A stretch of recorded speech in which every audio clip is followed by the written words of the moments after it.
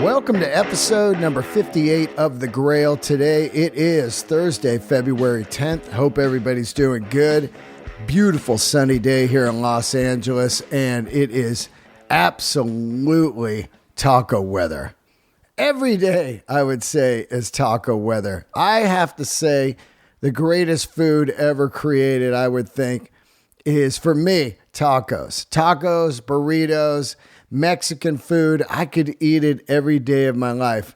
And look, I love barbecue. I love fine cuisine. I love, sushi, everything. But if I had to choose one thing, it would definitely be tacos. And my guests today, Victor Delgado and Jorge Alvarez, are the owners and creators of Tacos 1986, the greatest taco shops in Los Angeles. These guys' story is incredible.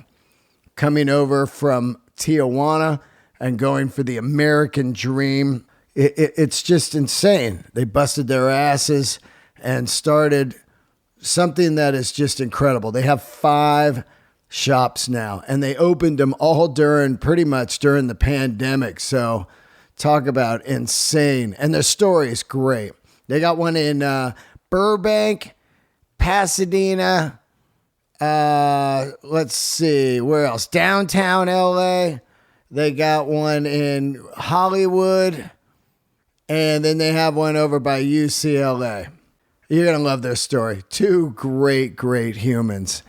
I do want to thank everybody for the support of The Grail and Cactus Radio Network. I got to tell you, it is a lot of work, but very, very worth it when I get cool emails from everybody. And venturing into a little food. Last week we had wine, just mixing it up a little bit. Of course, this thing's all about people who work outside the box and created something from the ground up. And that's what these 2 guys did today. So I think they're perfect for the show.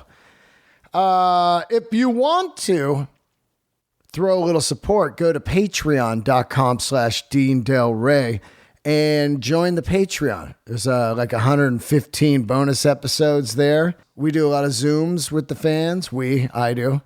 And it's cool. It's a lot of fun. Patreon.com/DeanDelRey. Shout out to the new Patreoners, Paul Sannard, Bob Bangers and Mosh, and Juan Hernandez. Thank you so much for your support. Have a great weekend, everybody. I'm going to head out to the desert, look around for some people for the Grail out there, take a couple days off, and just enjoy life. You got to do that once in a while. You get all wound up and forget to rest. Next thing you know, you're cooked. Have a fun Super Bowl Sunday. Candles are lit right now. Let's get into it, taco style, with Victor and Jorge of Tacos 1986. My name is Jorge Alvarez. People know me as El Joy, and I'm a taquero at Tacos 1986. My name is Victor Delgado. I want to be a taquero like Joy, but I'm not. Tacos 1986. Yes, sir. I've lived in Los Angeles 20 years. Whoa. Been trying to find something that is not the same, but equivalent to where I grew up in San Francisco in the Bay Area. The classic San Francisco burrito, say, of... Frisco is a burrito town, right? 100%. Yeah. Okay. And it's funny when you get into burritos and tacos, everyone immediately is going to have an argument. Tex-Mex. Oh, yeah. Oh, yeah. Los Angeles. Yeah. The San Diego fucking burrito with French fry. All that bullshit. The California burrito, right? California burrito. Yeah, love it. But for me, and it truly is a mystery to me, the San Francisco burrito is, for me, the number one burrito. Oh. That's funny because you're from San Francisco. Yeah. Well, there's some key things in San Francisco. Okay. I know nothing about the San Francisco burrito. Okay. I know a little bit about the taco scene. I lived in San Francisco 2011, I used to visit. and I thought the taco scene was not good, but Well, I never ate. I didn't eat tacos. You're talking about burritos. I'm talking about burritos. God I didn't damn it. eat tacos till I got to LA because I couldn't find a good burrito. But there's a thing in San Francisco. You got El Farolito, you got Cactus, you have Pancho Villa, you have Gordo's. There's all these burrito places, and everyone has their joint, and they argue about it over and over. But they all have this thing that I can't find in Los Angeles or anywhere else on the planet, this kind of green guacamole sauce. I know exactly what you're talking about. And no one does it but San Francisco. It's really, really bizarre to me. It's spicy. It looks like a guacamole kind of juice. It's not a salsa verde. I can make it for you. I know how to make it. Yeah. I always tell people it's not a verde sauce. It's not a green sauce. It's an avocado salsa. That's what it is. Yeah, it's an avocado salsa. Yeah. Anyway, fast forward to about, I'd say 7-8 months ago. I'm downtown at a meeting at my buddy, his watch place, Craft and Tailored. And he goes, hey, you want to get some tacos? And I go, yeah, I guess that'll be quick and easy. And we walked up to this place, Tacos 1986. And right away I was like, what's with this name? It looks like an In-N-Out burger a little bit. It's red and white. I want a hat, but I don't want one during the MAGA. Oh, yeah, the MAGA thing was complicated. Yeah. And then I go up, I'll get a quesadilla. No, that's a taco with cheese. It's just called quesadilla. I don't know what the other things are, the vampiras, whatever. Yeah, so I get 3 quesadillas off that spinning trompo. What is it called? Trompo. Yeah. De adobada. I eat 3 of those things, and from then on, I'm immediately a crackhead for Tacos 1986. I'm going out of my way to go downtown with no fucking parking, battling the nutty people, and eating the hell out of this, and turning on tons of people to it non-stop. You brought Ian Edwards. That was super cool. I brought Kevin Christie. I brought my buddy Billy Rowe from Jet Boy, the band. Damn. I brought a bunch of people. I went to a movie premiere. We need to put him on payroll. Yeah, we need to put. We need to get one of those cards. He was mentioning off there. Yeah, we need to get one of free card. I went to a movie premiere and brought like half the people there. What? Yeah, downtown. I went to this. This amazing premiere for this metal scene in San Francisco. It was a documentary, Murder in the Front Row. And when it was done, I go, we got to hit this taco. And we walked, and anyway. So I immediately became a giant fan and following on Instagram and love it. And I thought, I've got to have these guys on. So let's get into how you started, first of all, and the name. So you two, what did you guys do before this? Before this, I was in the nightlife industry in LA. I moved to Los Angeles about 10, 11 years ago. And my first job in LA was a busser or table service attendant, they call them now. And it was basically just getting all the rich folks their cranberry juice, their, ice. Bottle service. Bottle service, yeah, right. yeah. What clubs were you at? Like Teddy's, shit like that? Yeah, not Teddy's, but yeah, shit like that. The people that like ran Teddy's and stuff, I'm close to them, and my cousin is also very much into the nightlife industry. And he pulled me up, and that was my first job. The first nightclub I worked at was called Voyeur. Oh, yeah, Voyeur. Yeah, Voyeur, yeah, on Santa Monica Boulevard, which is now Delilah. Yeah. Yeah. Which is funny about clubs because they change names every week, but it's just it's the same room. Yeah. So you go like, where's it going off tonight? Over at Dano's. What's Dano's? Oh, it used to be Voyeur. Before that, it was Billy Bob. And then it was the 3-knock room. Yeah, all that shit. Yeah. So that's what I was doing mainly before I got into the whole restaurant thing. And then once I started to get a feel for the restaurant stuff, I started to work at a restaurant. I worked at a restaurant for a year, for free. For free? Yeah, for free. You didn't work? You didn't get paid? I didn't get paid. You're just like interning. Yes, I was just wanting to learn kind of how it works. Well, how are you paying your bills? Nightlife. Oh, nightlife. So I got you. So I stayed. Yeah. I've been doing that since for the past 10, 11 years. And in the past 4 or 5 years, I got the opportunity to move from doing the table service and all that stuff to move outside. And I start to do the door now for a few heavy clubs. Schmoozing. So you're the king of the red rope. For a minute, yeah. You're the one everybody hates. And loves. Yeah. And loves. And loves. You're the ones the dudes hate. The dudes hate, but yeah. I played that whole game for a minute, and it's funny because I've gone, and he's the nicest person in the world, and I've gone a couple times to when he used to work at the night, and I'd be like, and I just see this face, he's on, and he's just like, no. Yes, and I'm it's like a game. Who the it's a game. fuck It's is definitely this a game. guy, man? He's the meanest motherfucker I've seen. and then I walk up to him. He's like, "Hey, what's up, man?" He'll give me a hug. Get in here, man. And I'm like, "Dude, like, who the fuck is this guy?" He's like, "Is it okay?" I'm like, "Yeah, of course it is. What do you mean? You're fine." No, I'll go home. Like, no. Well, Studio 54 was the first to have the red rope. And you don't look cool, wrong outfit, you don't know the right people. It's you're from the valley, What, yeah, oh yeah. So it's that's interesting. So you're getting a lot of guys slipping your hundos. Oh yeah, well I mean that definitely paid the bills, and it was crazy because it was a 2 or 3 nights a week, and that could set you up, for the month, so.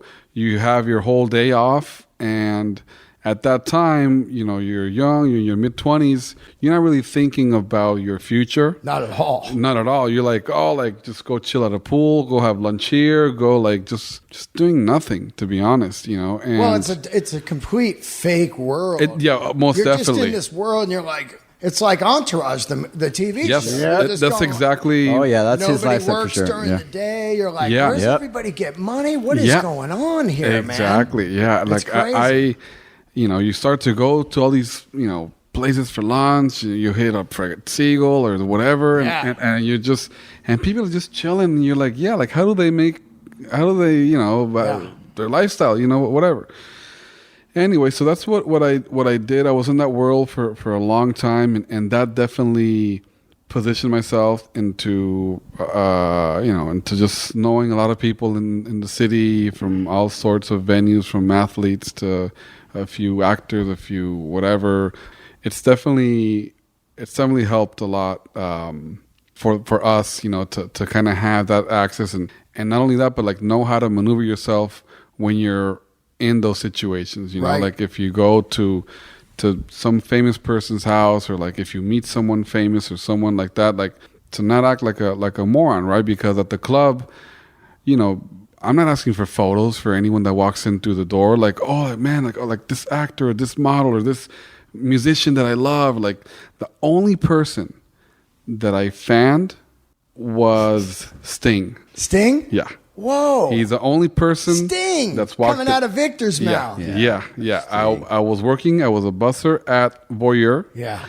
And it was a weird, wacky night. And all of a sudden, like, Sting is coming in with some friends, yada, yada.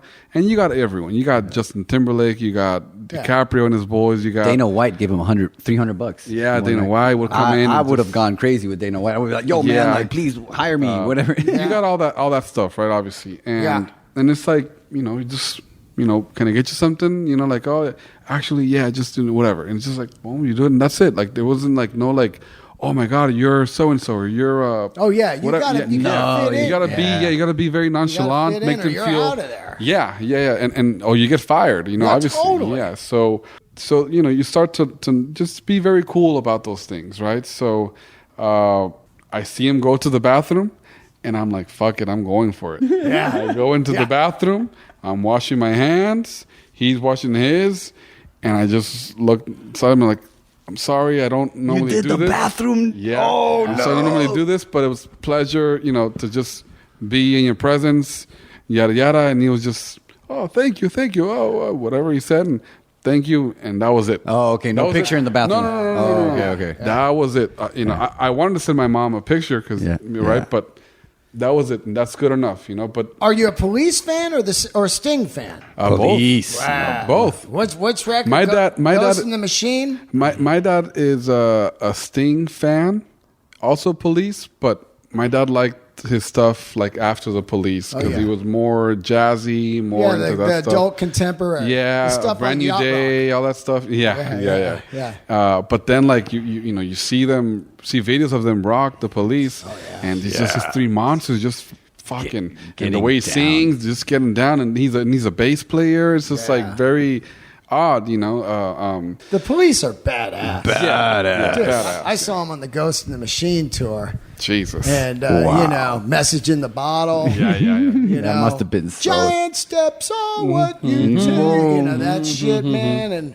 And then by the time they drop Synchronicity, they're the biggest band in the world, man. They sold out like Dodger Stadium type shit, These three guys. Three guys, No man. synths, no nothing, no, just these three guys playing. Smoking. Anyway, so that was my experience before before TACOS 26. It was a little bit of that world. So you're in the restaurant world and you're learning the game. Are you in that world because you want to open something or you want to learn something new? Since I moved to LA, I had big expectations on Mexican food in LA because I've never been to LA. I visited a few times, but I don't know much about the United States. I'm a kid from Tijuana that just knows San Diego and TJ, and that's it. Yeah, you grew up in Tijuana. Yeah, yes, sir. Wow, man. Both of us. Both of Both us. of yeah. you guys. Both of us. Yeah. We'll get into that. We were born in San Diego, but then we went to school and lived in Tijuana till, whatever, 16, 17 years old that I was. Did you ever go to Iguanas? Iguanas? That nightclub? Yeah, I know what you're talking about. Yeah. Not really. That wasn't really, I was too young. I did go. yeah. I did go. Yeah. How old are you guys? 34. I'm 34 too. Yeah. Yeah, I'm 34. Yeah, Iguanas is like a long time ago, Yeah. man. Yeah. But that was a spot. All the bands would go. Chili Peppers, Rollins, whatever. They go play Iguanas, man. It was just all out. Yeah, No yeah. rules. Yeah. Wow. That's So you Tijuana guys- back in the 90s. You guys, so you're looking for some good Mexican food. Yeah, you're looking for some good Mexican food, and immediately, like, everyone starts to like, oh, you gotta go hit up this place and hit up this place, and then you see Pinches right there on Sunset, right? Oh, yeah, Pinches? Yeah. Yeah. Oh, like, okay, well, like they're on Sunset Boulevard. Yeah. High Rand, they must be cracking you, right? Right. And you go check it out, and it's not what you're used to. Still good, right? Of course, but not what you're used to.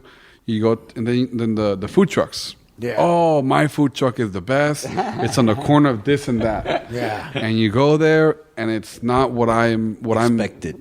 used to. Right. I'm like, oh yeah, I could eat this maybe once a year, twice, but whatever, and so on. And the whole thing comes, and it's like, where are your handmade corn tortillas? Yeah. Where's your your avocado or guacamole at least? Like, where is that? Where's the trompo? There's no trompos around, really.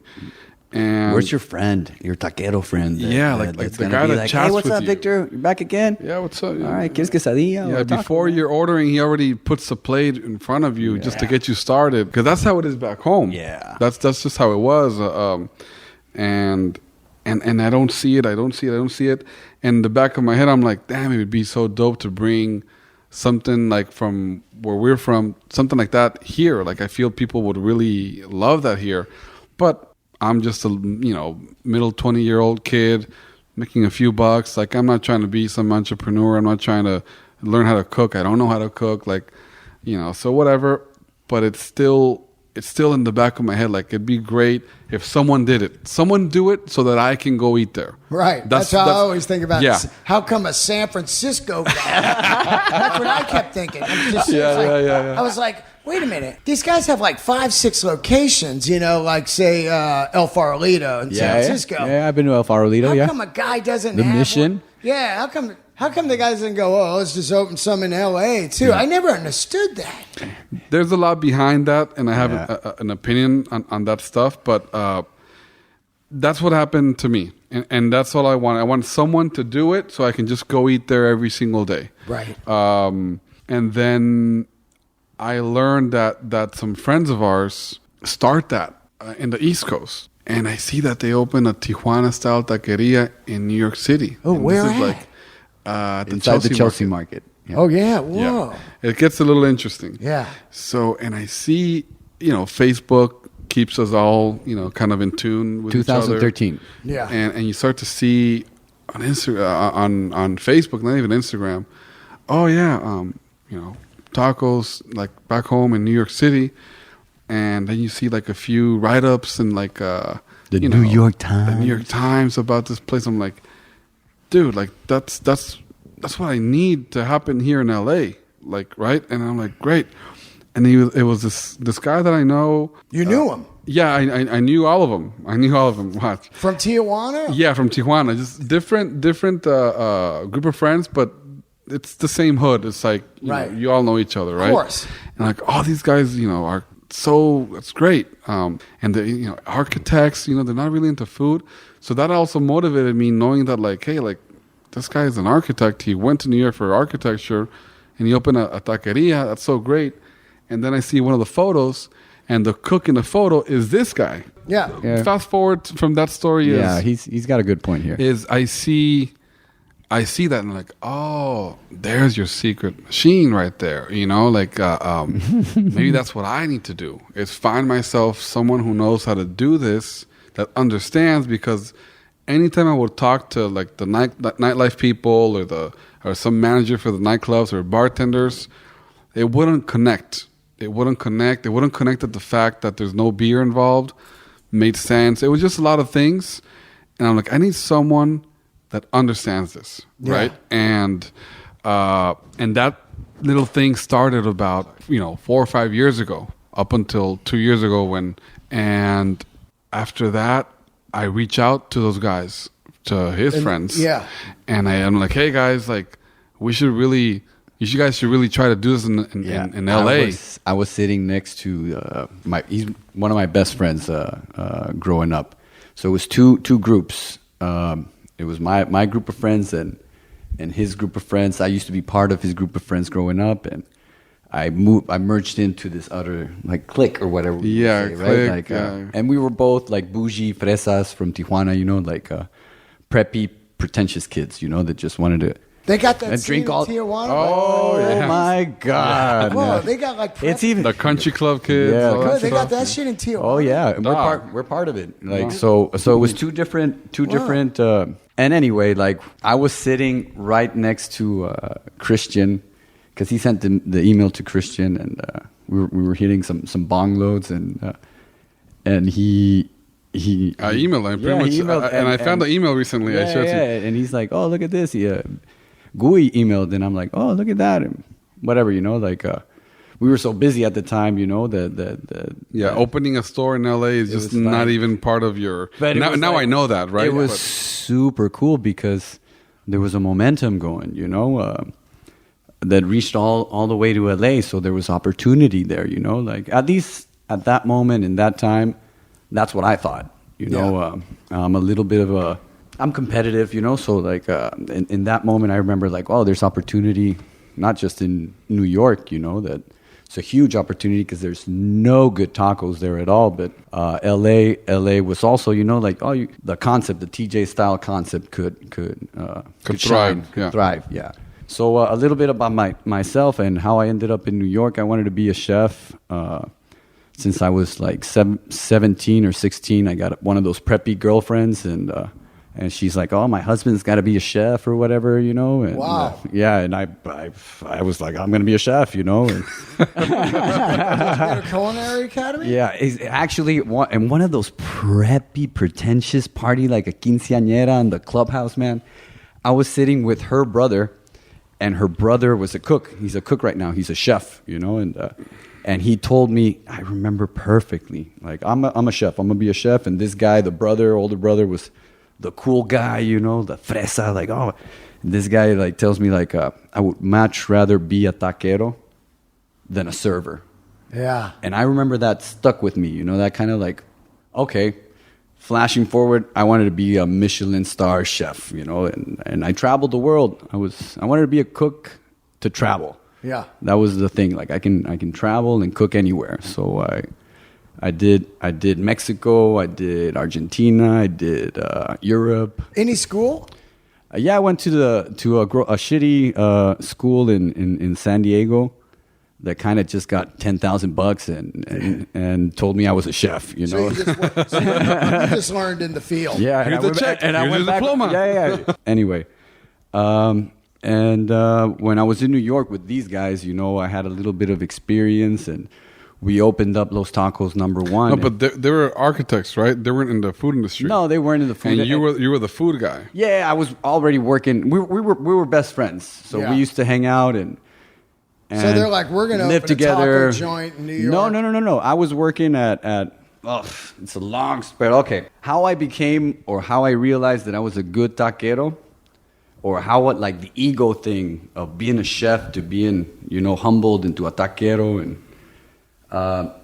happened definitely at Los Tacos #1. But before that, I wanted to be like Wolfgang Puck or some other big name chef, Rene Redzepi or the Ferran Adrias or any John and Vinny. And it was just really hard. Oh. Really hard. It's really crazy hard. So Christian, my best friend, the owner of Los Tacos #1, he came up with a taco concept. He made some renders, you know, he developed this package, and he got a loan.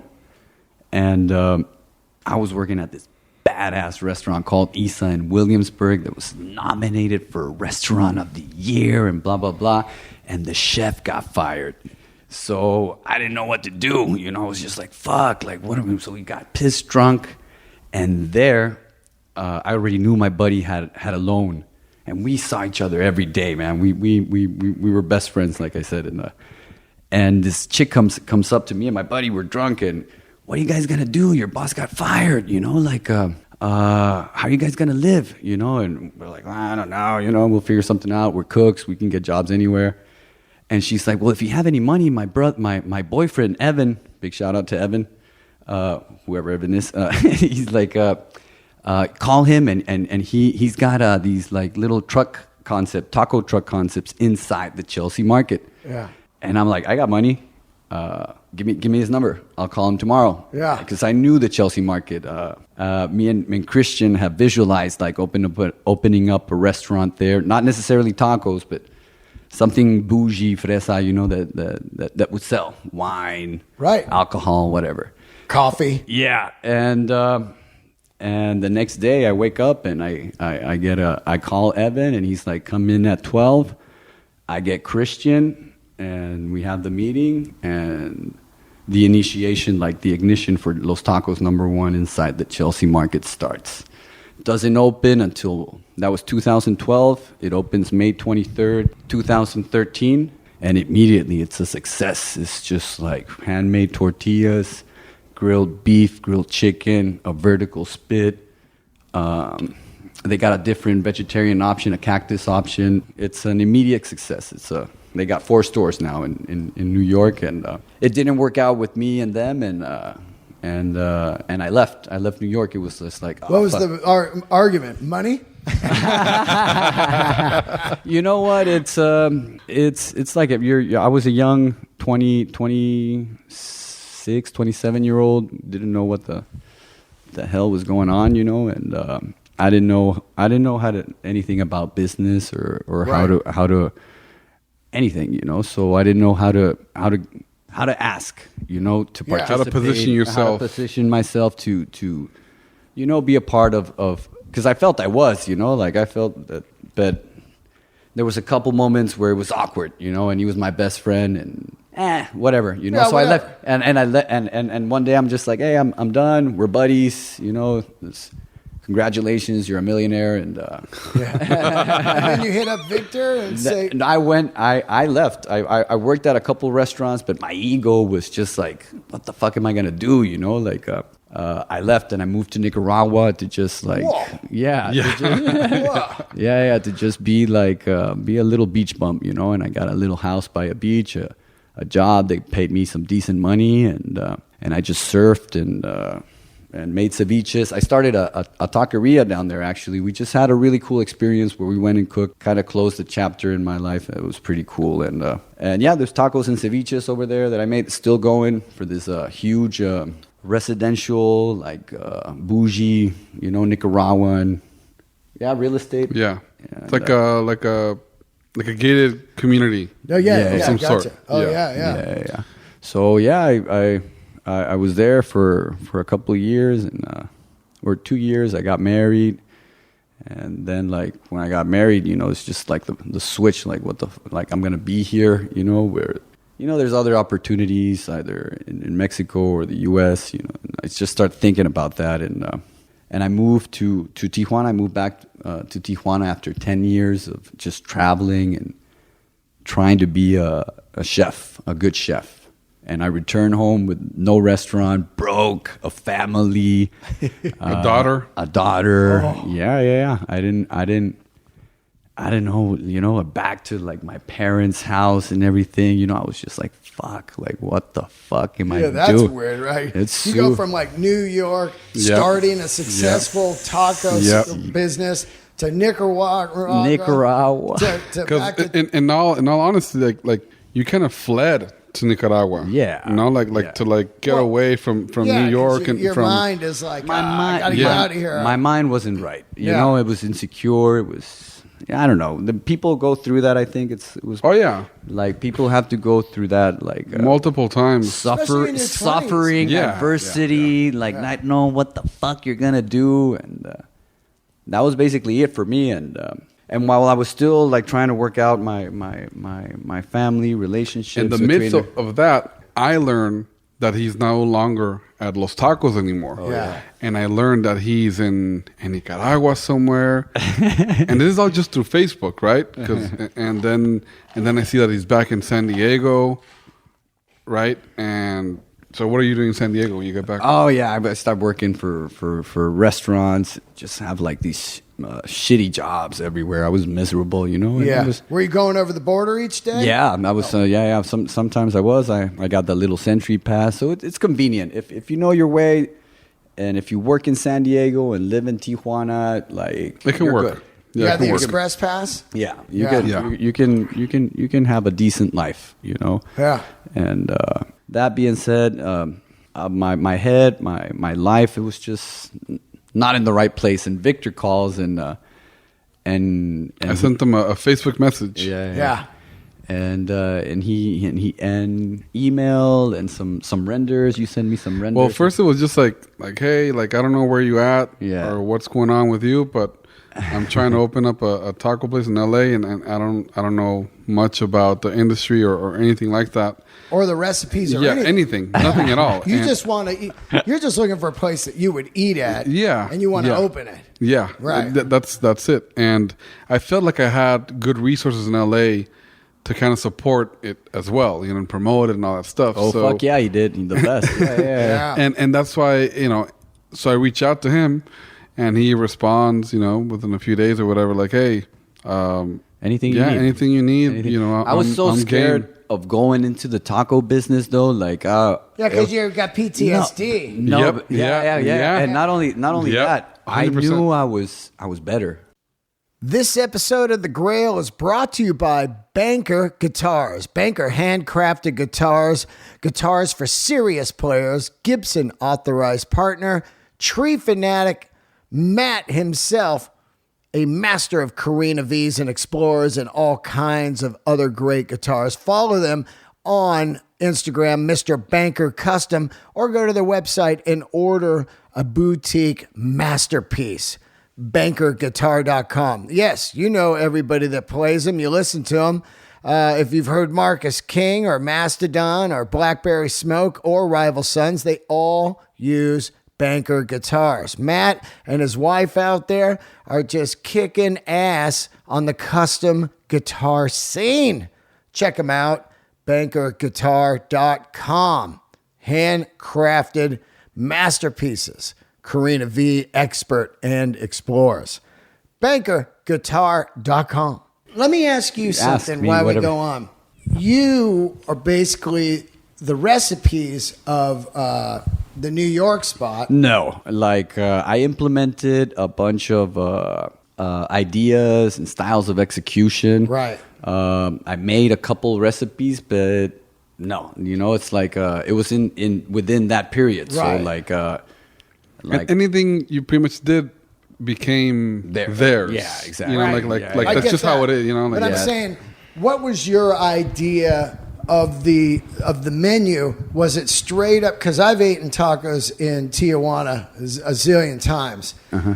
Did you eat tacos all your life there? So you knew, it's missing these spices. You got to make it this way. You got to have the tortillas this way.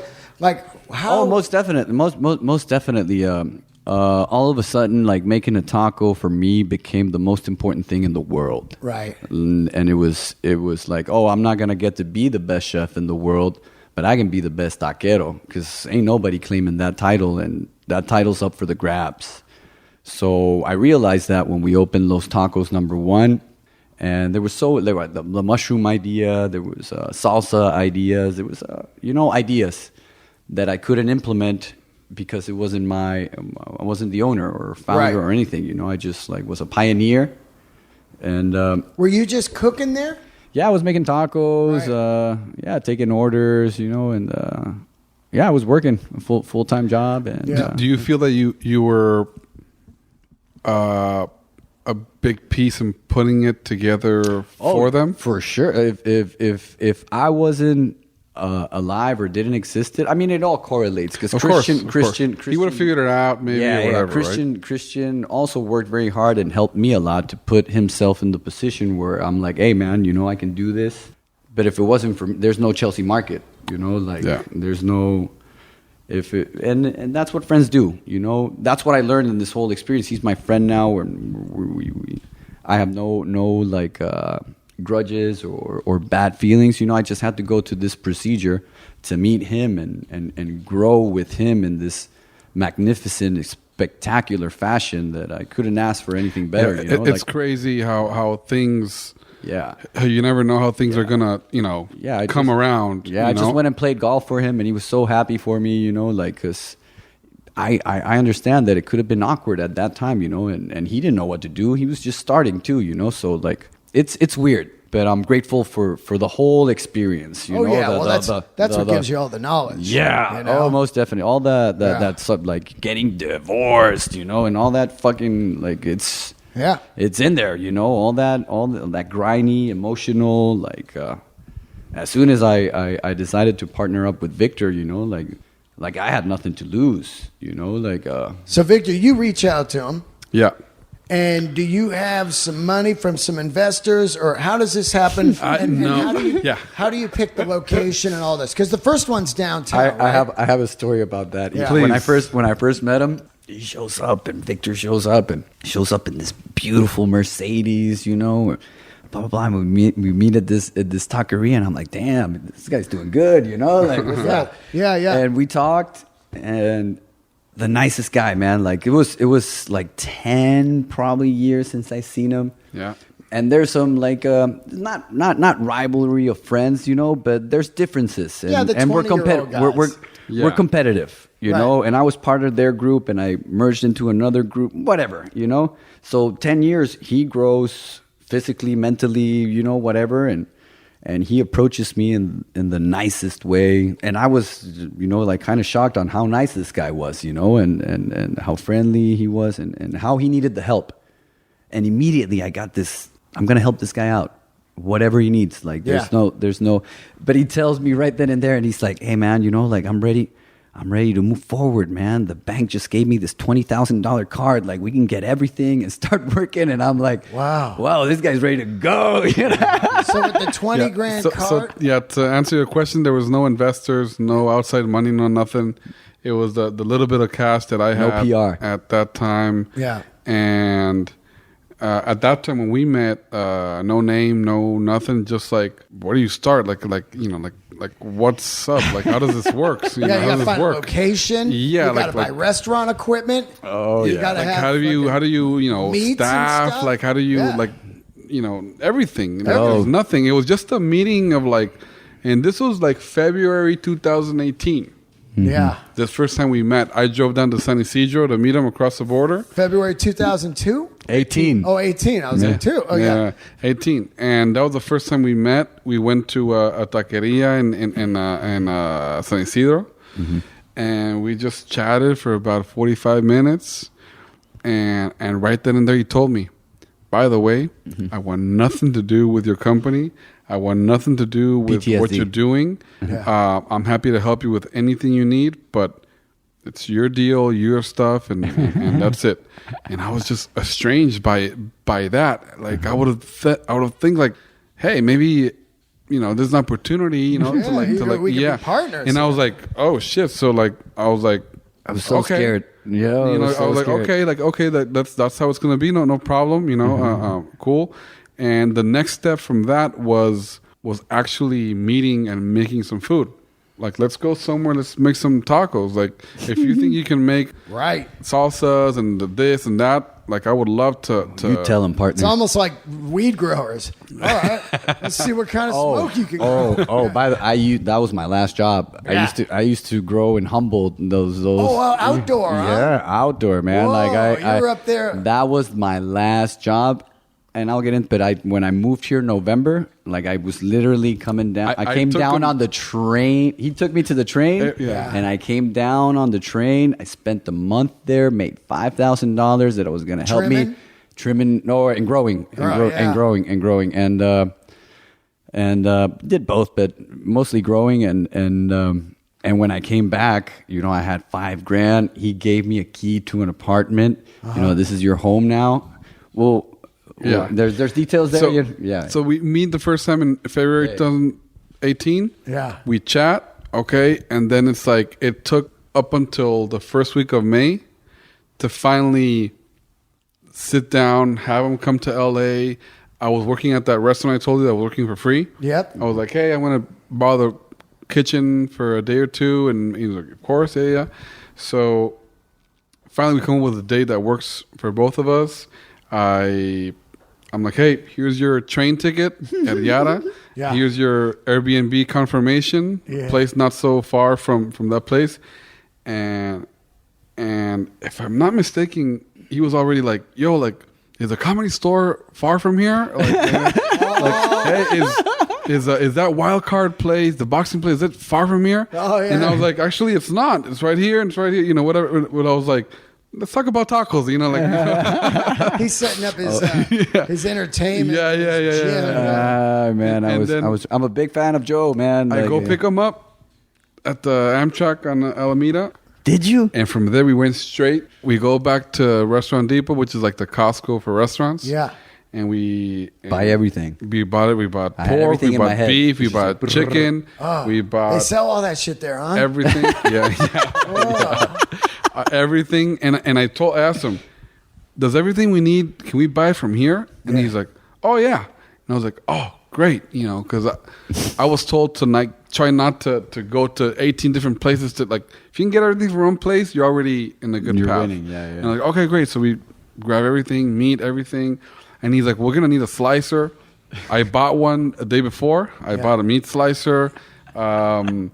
Whatever what was gonna kind of be needed. Yeah. I went ahead and bought it. I had this brand new credit card. Just to have him make some tacos and try it. To see, He was so prepared, to be honest. Yeah. He had Comes been in. thinking about it He had everything. He had. Well, go ahead. And that day, by the end of that night, that first time he came in here, we had chicken tacos and we had carne asada tacos, and we had all the pork marinating for the next day to build it on the vertical spit, on the spit. vertical. Oh, yeah, spit. yeah. Which and looks that like night, kind of shawarma setup. Yeah, Exactly. exactly. Right. Yes. We stole it from that the shawarma. night, Yeah. when I took the 2 bites on the chicken and the carne asada taco, I was like, "Yep, this is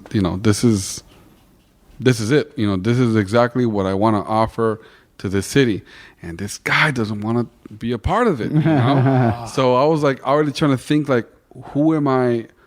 Can he help me train maybe someone else that could Right. execute all this stuff? 'Cause I can't execute it. I can do anything else, but just not. I can't cook, right? Yeah. And the next day, build a trompo bomb. I buy a drink. During this whole time, man, I'm just thinking how much of a badass I am. I hadn't done it in so long, so I was just like on a fucking mode. I had the whole kitchen in there. You're like, what's his name on Breaking Bad? Yeah, it was like, yeah, exactly. Chef. You're like, this motherfucker makes the blues. You know what I mean? So, and I had the entire kitchen in sync with me, man. Like they were like, "What do you need, man?" They're like, "Oh yeah, I got you. You got great energy, man. You're the man." But the tortilla lady was like giving me hugs by the end of the day, and I'm like, I'm good at this, while I'm doing everything for him, and he had a couple friends over, and I was just like, God damn, I'm good, and this isn't even my setup, I'm building my security when I had none, like just by cooking for him. Yeah. So the whole trip lasted 3 days. I remember that perfectly, and yeah, by the second day, we already had a spit. We had some of those tacos. By the third day, the last day, he remade everything again. He made another salsa. And then on the third day, it was like, I have a problem. I need to offer something for vegans because we're in LA.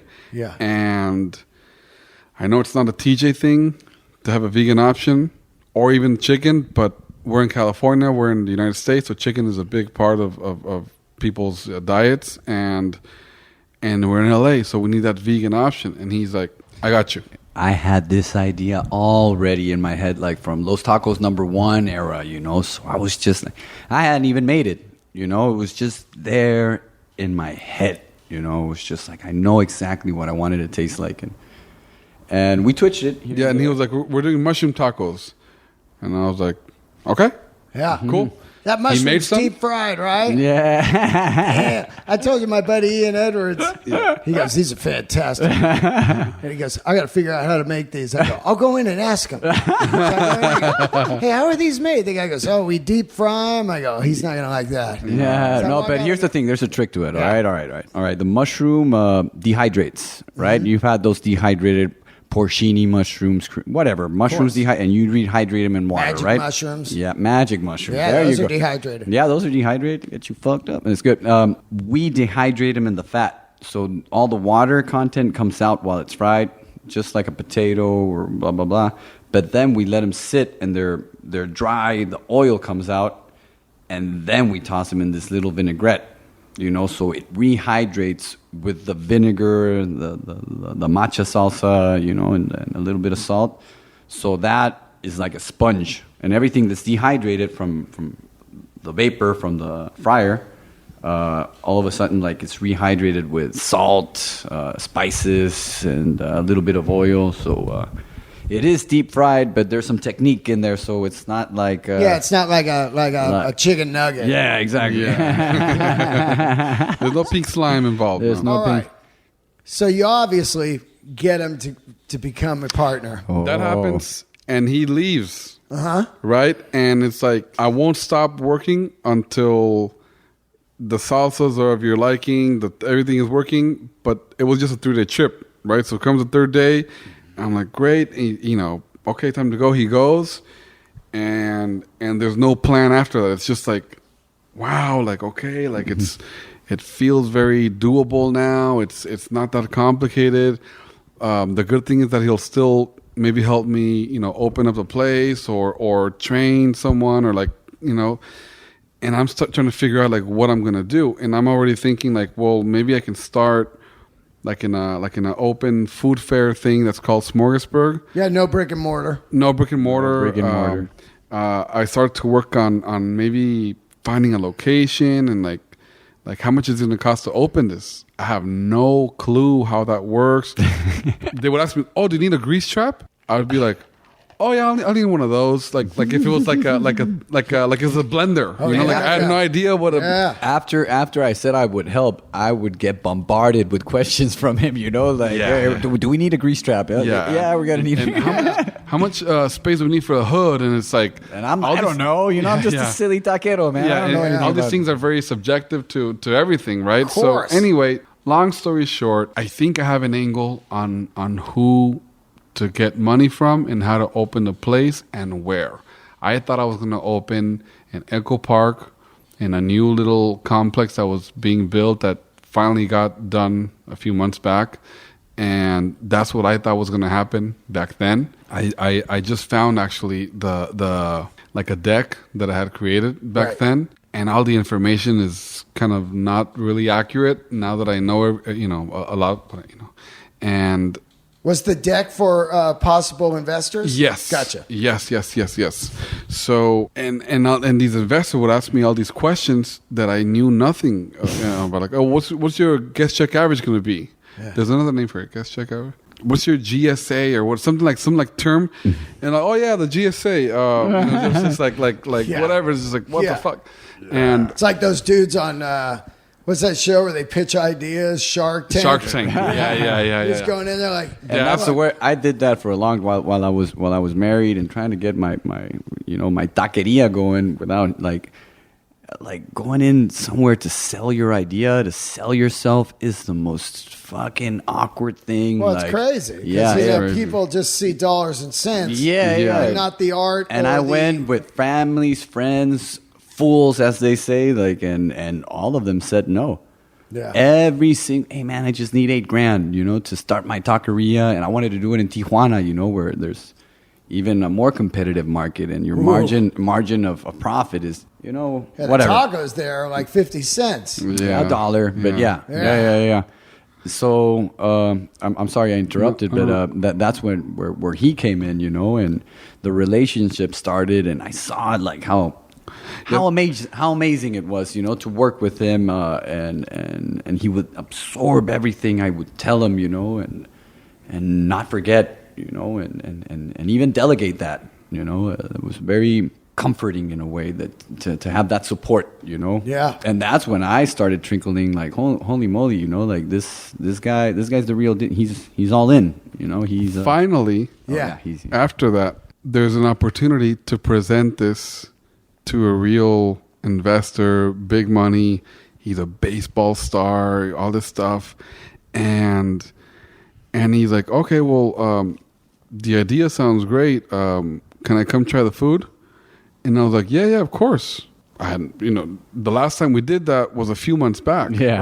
Right. And I was like, yeah, of course. Yeah, everything is ready to go. Yeah, of course. And he's like, okay. And luckily, it was like August, and he's like, oh, how's September 13? And that was like 3 weeks away. And I was like, I thought it was gonna say like tonight or tomorrow, and it's like it doesn't exist, So, oh yeah, perfect. Yeah, September 13. Yeah, we can do that. Okay, no problem. Okay, cool. Hang up, and I called Joey like, hey man, I need another favor. Can we set up like a little tasting for this guy that can probably give me the money to open the place and this and that? And he was like, yeah, when? This date? Okay, yeah, no problem. Count me in. I'm down. Yeah.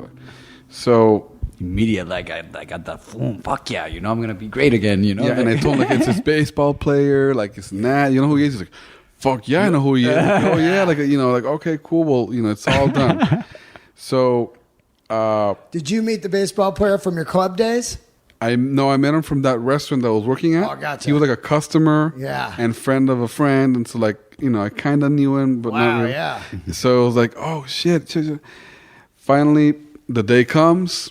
Joy gets there like 2 days before, and Went to the comedy stores both days. both nights. He Yeah, went both nights. and asked my friend who owned the restaurant, hey, can I borrow your restaurant to convert it into a taqueria for this day? And he's like, of course, yeah, let's do it. So we pretty much turned the outside patio into a little taqueria. We put stuff on the walls. We did red and white.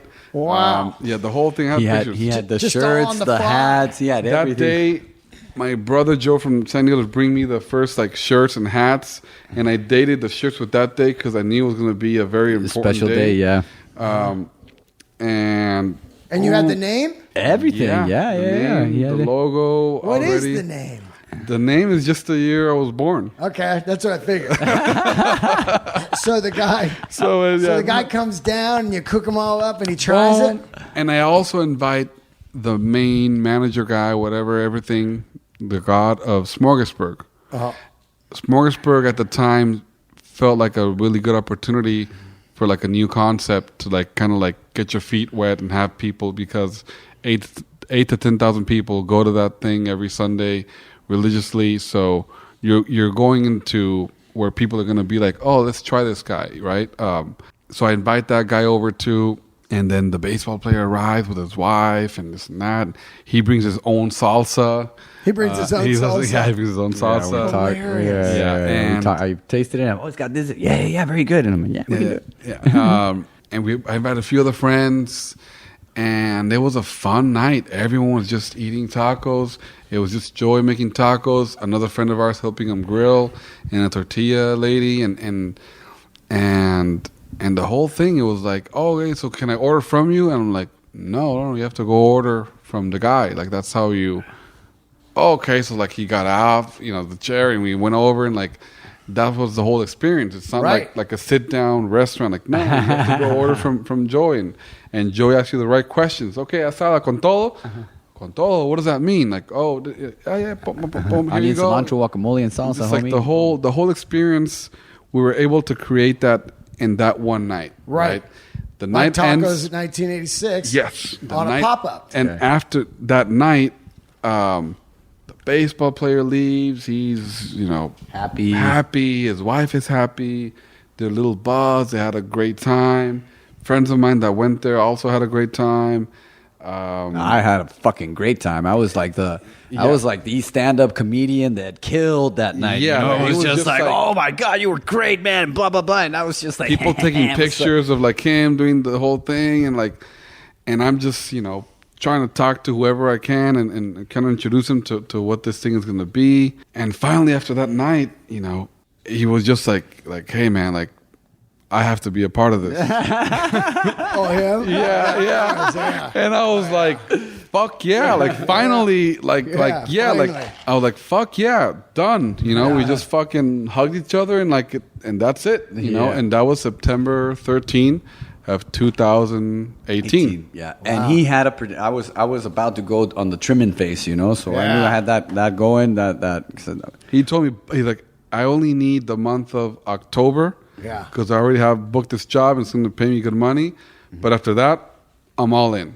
Mm-hmm. So I had from September 13 up until November 1st to figure out how this was going to go down. And before I left, we were talking, and he's like, "What are we gonna do, man?" He always worries. Like he's got this. He's got this. I know. I look at him and like, oh fuck, this guy's worried. Like about some. So like I saw it for like, what are we gonna do, and how are we gonna do it? We need. Blah blah blah. The baseball player hasn't called back. He hasn't called back. And he's like, how are we gonna find? It's gonna take us 9 months to build. Like, how are we gonna make money and blah blah blah, get you paid and blah blah. And I'm like, and we're outside this restaurant where we're cooking, and he's brick and mortar. And I'm like, dude, why don't we just open there, in that parking lot right there? Yeah.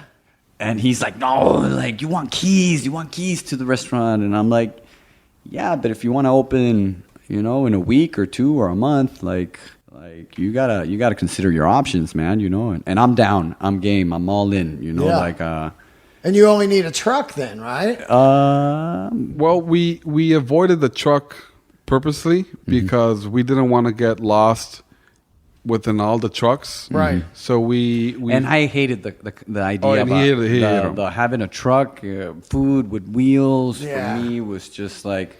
So you were going to open a parking lot and just cook it somewhere else, or just stand? No, we bought carts and grills and planchas and the whole carts and tables. Where just in a parking lot. Yep. Of that restaurant? Highland and Lexington. Yeah. Oh, wow. Yeah, I still live in that apartment right there. Yeah. Did you just rent the space from the people? We talked to the coffee shop owner. It wasn't doing that good, that coffee, which is now a creation. I actually met Duncan Trussell there not too long ago. Wow. The creation. we go in there, and I'm just like to the coffee shop owner, like, hey man, like, can I rent your parking lot at night? And he was like, well, what do you mean? Like, just we're gonna do tacos here at night. You know, not a big deal. 7 p.m. to midnight, maybe, whatever. And he was like, sure. When do you want to start? It was like October 20 something. Mm-hmm. I was like, how's November 1st? Because I knew that he was gonna arrive like November 2nd. Right.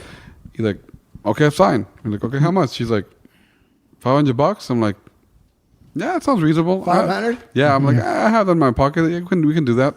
So, okay. And then as of November 1st, that parking lot was ours. Yeah, he sent me a picture too of the check that he signed. He's like, and I'm like, whoa, like we're doing it. Because the whole month he was in Humboldt. Humboldt. Anyway, so from September 13 to November 1st, I start to find now how we're going to open this thing in this parking lot, and I got married into that idea. I put on the side the whole brick and mortar raising money thing, and found someone that could make the carts to our design, to our specifics. And this was because baseball guy never came back. Yeah. And so you're like, let's do a parking lot restaurant, pop up, get the money, and eventually open a brick and mortar. Let's just do that and see what happens. Yeah, right. Let's see what happens. We didn't know what was going to happen after that. And the first time... My confidence was a little stronger, so that gave me, kind of like the attitude to go for it, and just be like, hey man, we can open this parking lot and we'll have people here in no time, Yeah. And the day comes, he gives me the keys to my apartment. We had a cart, we call it the Terminator now. It's the oldest cart that we own, and no logos, no nothing. And we're like, we're cooking here in 2 days. And he's like, fuck, but the carts are coming in November 13th, like, don't you want to wait? And I'm like, no, let's do it, and we go through all this work. We set up shop right there. It was no light. Light. The first thing we figured out, it's like, nobody's going to see us.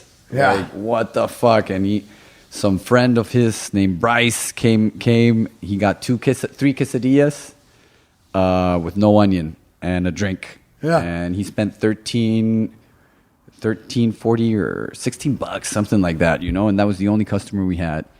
And the first night, and he had a POS system, everything to charge, a wire to a bank account, so it was a card transaction, no cash. And there was people trying to tell me how to make the tortillas, it was all very confusing. And we just looked at each other, and the only thing that I could say was, we just got to open tomorrow, man.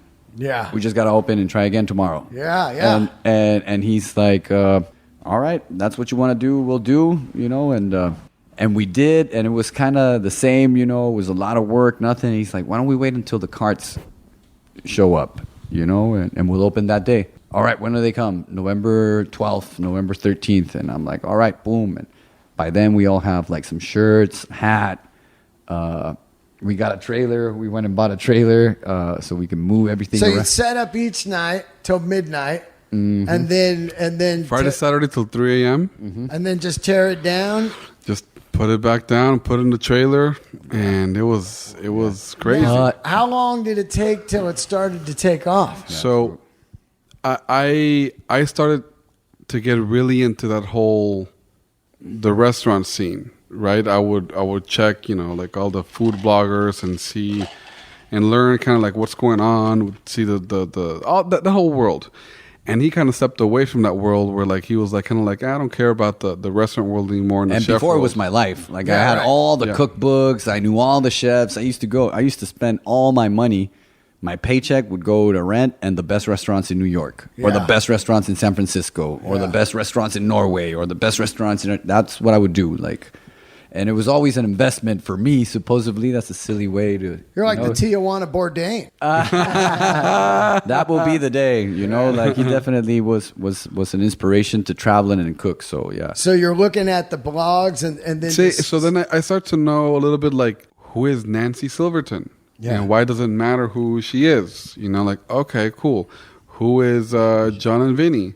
And why are they important to the city? Evan Funky? Who is Evan Funky? Who is like all these people in the city, and not only that, but like who is Farley Elliott, and why do I need to know his name, and why is he impactful to what I'm doing?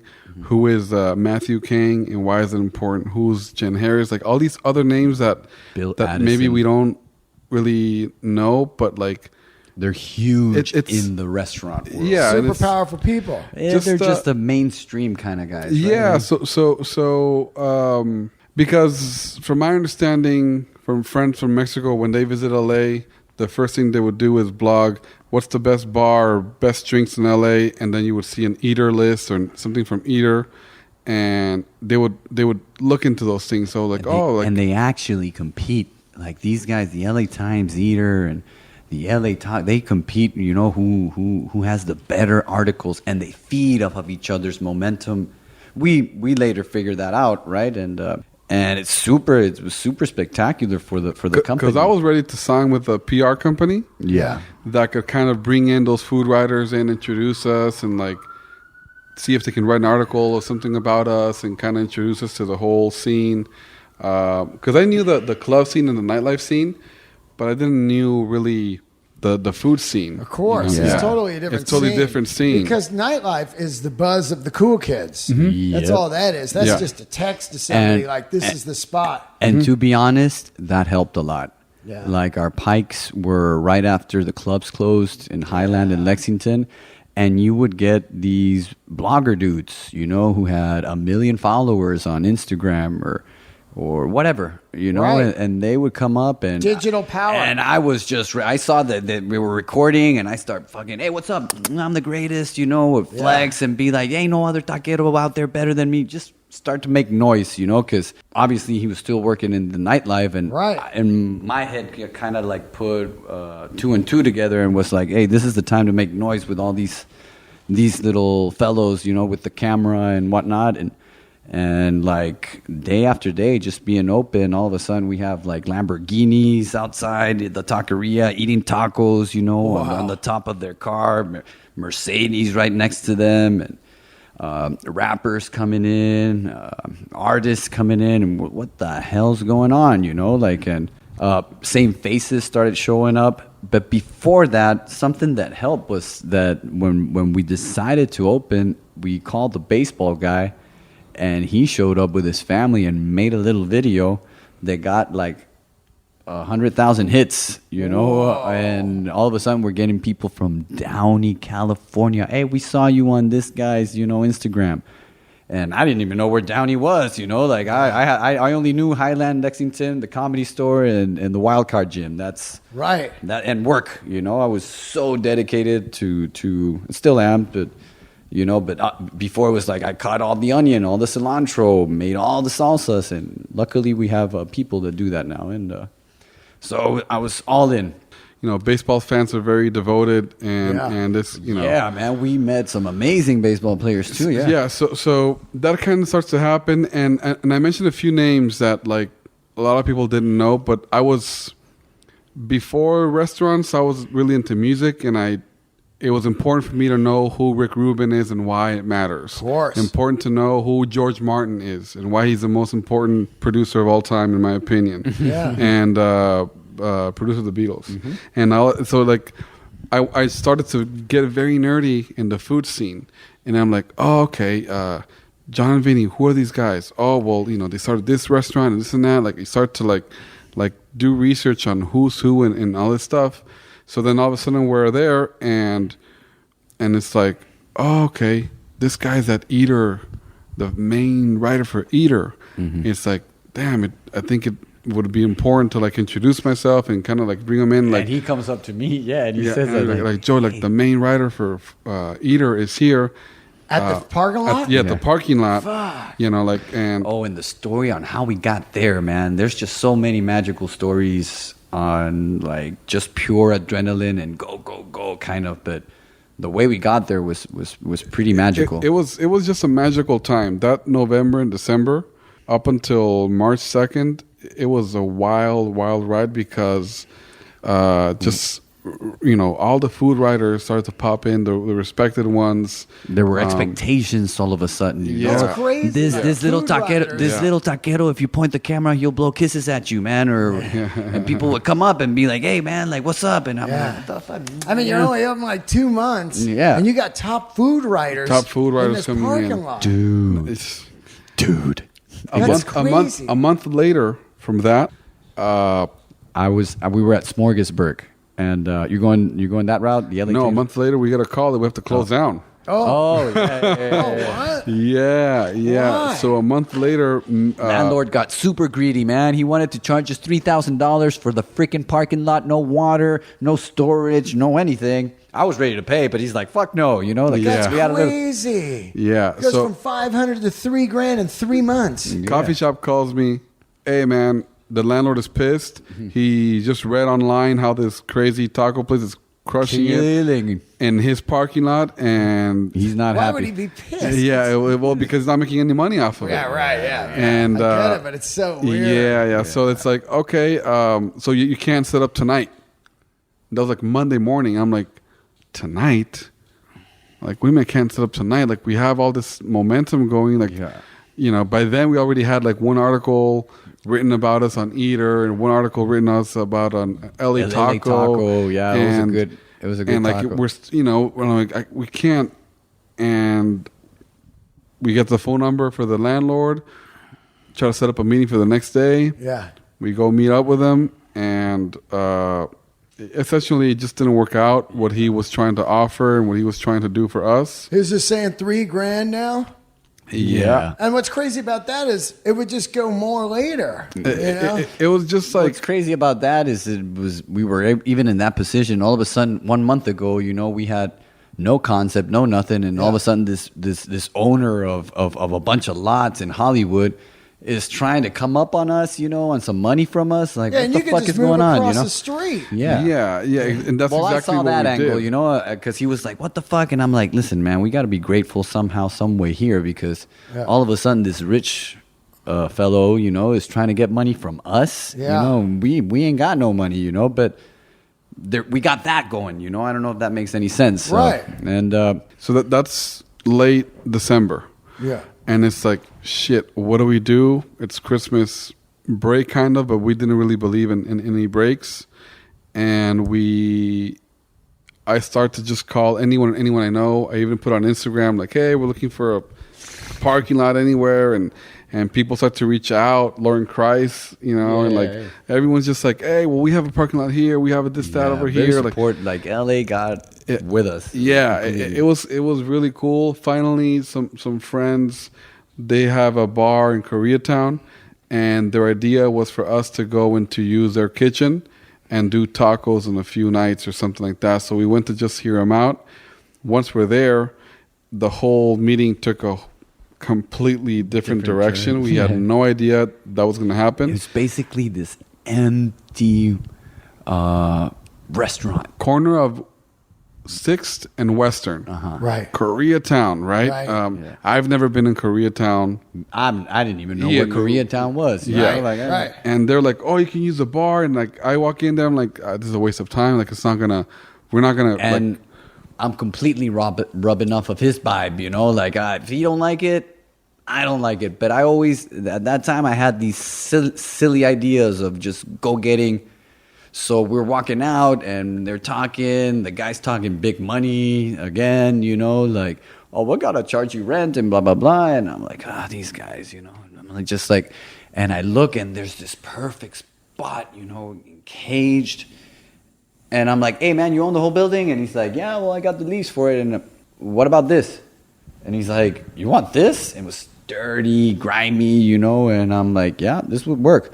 It was like an indoor patio of a building. Yeah. So like you roll up the gate and you have like an interior patio, and then right there the door It's like a seating takes you area. inside. It's seating like area of a patio, yeah. Not outside on the sidewalk, but within the building. I get it. Yeah. I get it. They made this bar where you can throw hammers now. It's right there on Western. So he sees it, and he just sees it. He's like, "Oh, like right What about here?"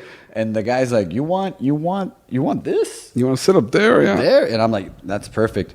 And he's like, well, that's not going to be that expensive then, just give me, blah. And we're like, And he's like, and we also have a kitchen upstairs. I don't know. I'm like, wait, you have a kitchen upstairs? Yeah. Can we see? He's like, sure. We didn't know you needed a kitchen. We're like, we do now. Yeah. We go upstairs and there's big, massive empty kitchen with a big, massive walk-in cooler. Everything. And we're like, can we use this? And we're like, well, we can work out a deal so you can prep here and have your taco thing down there. We're like, Completely illegal, by the way. yeah, completely. Yeah. I mean, the kitchen was it had was certified kitchen. It wasn't anything like that. But you're not supposed to sell food on the street. Period. Right. That's just the bottom line. Right. Yeah. But I would say, we close the deal. So we close the deal.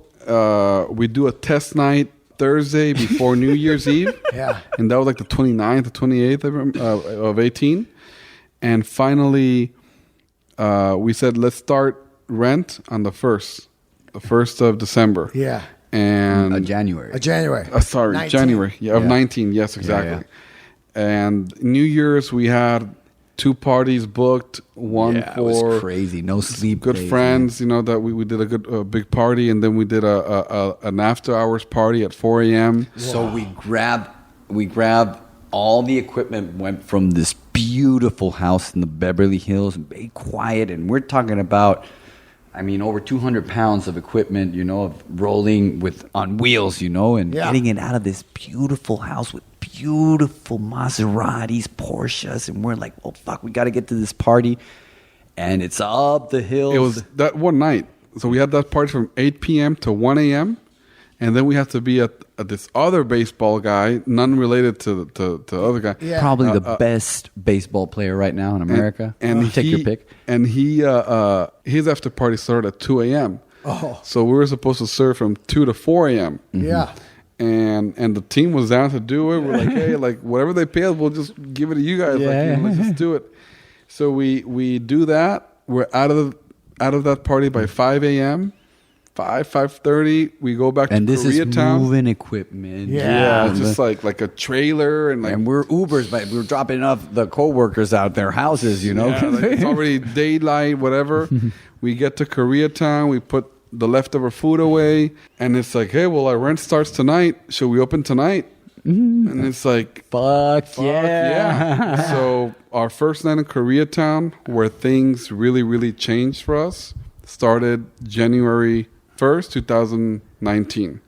And from January 1st, 2019 To March. to March 3rd, we opened every single night. And It was that's war. where, It was another war type every of time. magic happened from there.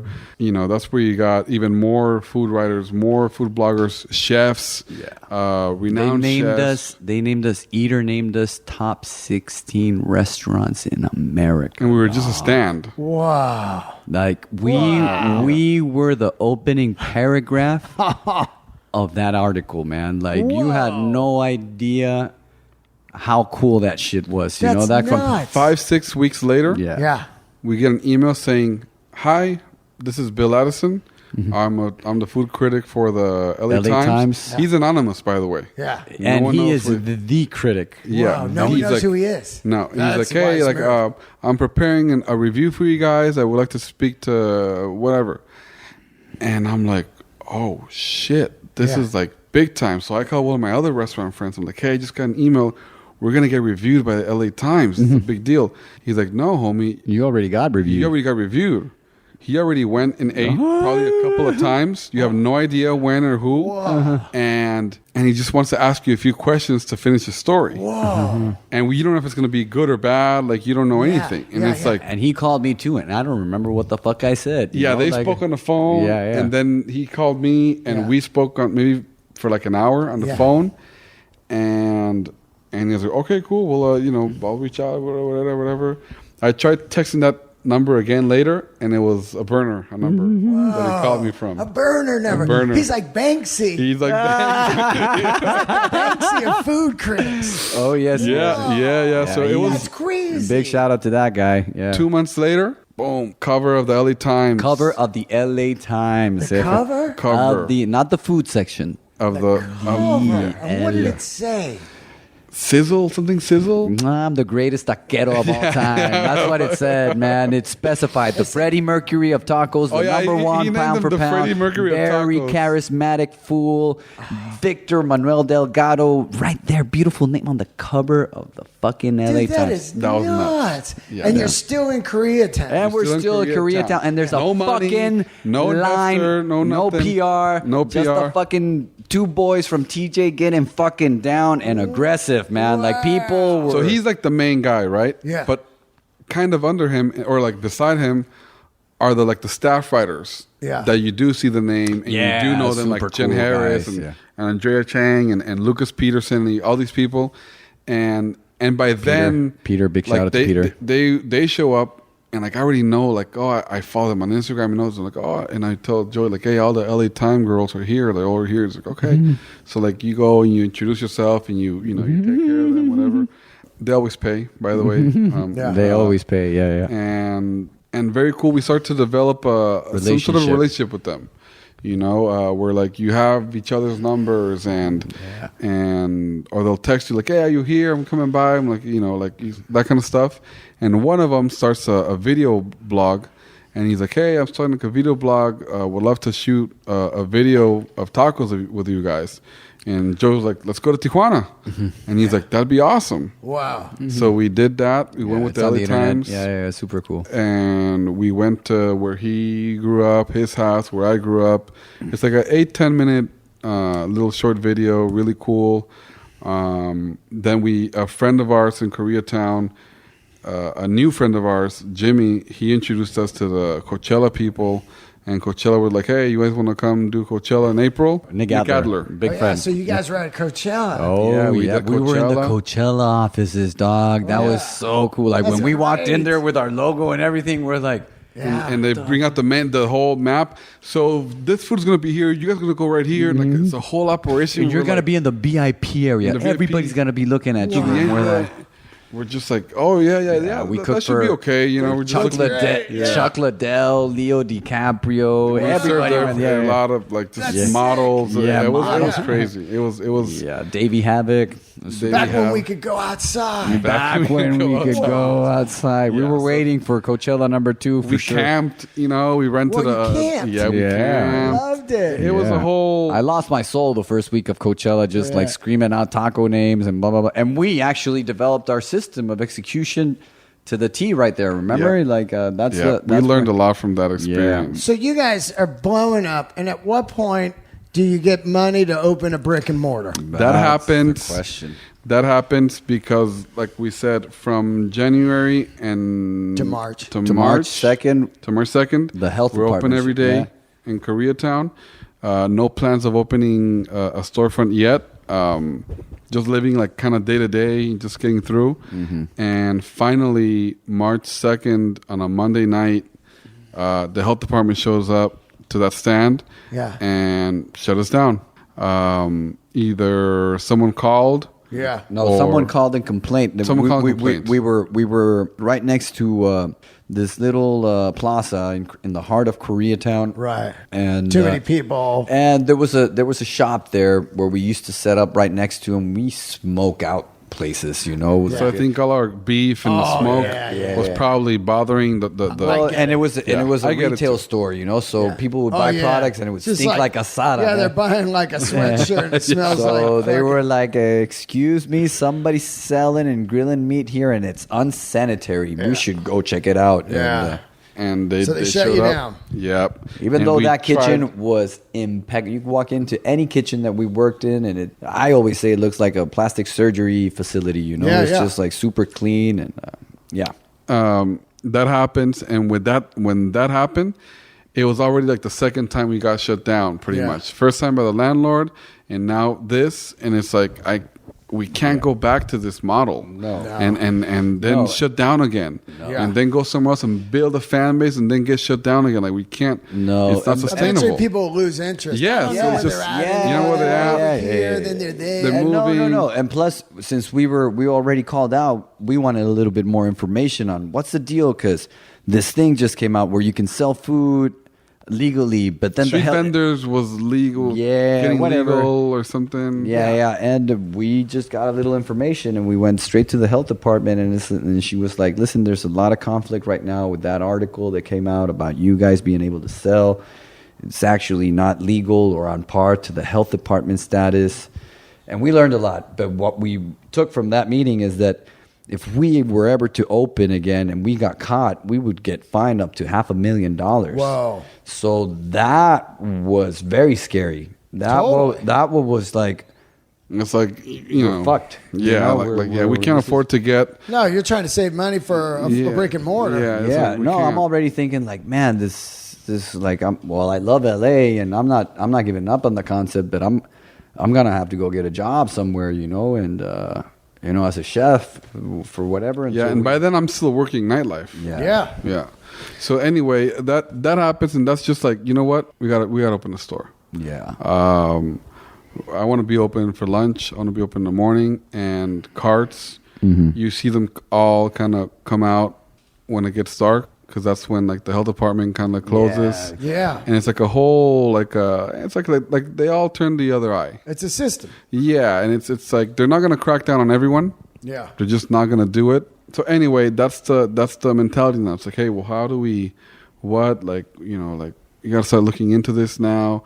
We got all this momentum. We have an article in the LA Times, and we're not even open. Like, this is a big problem. Right. And by then, a friend of mine says, hey, I gave your number to so-and-so.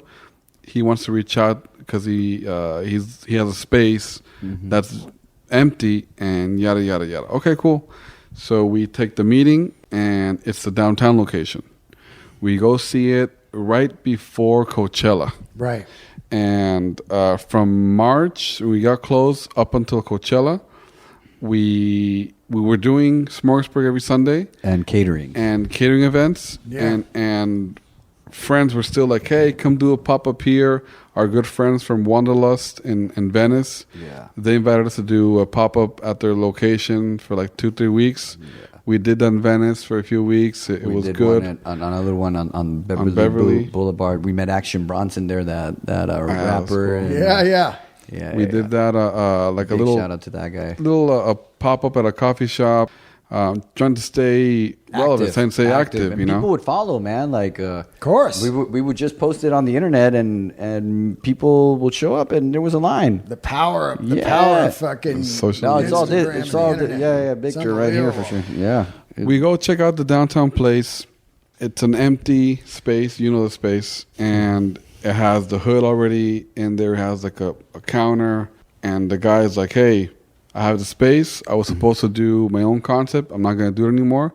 I'm looking for a Mexican concept here. And if you guys agree to this deal and whatever we do, you could be open in 45 days. Whoa. And that Yes. we just looked at each other. And we're like, yes. It's like, where do I sign? Like, yes, you know, because And is he giving you some kind of rent deal, or are you cutting him in? he as a he became our partner for that location only. Right.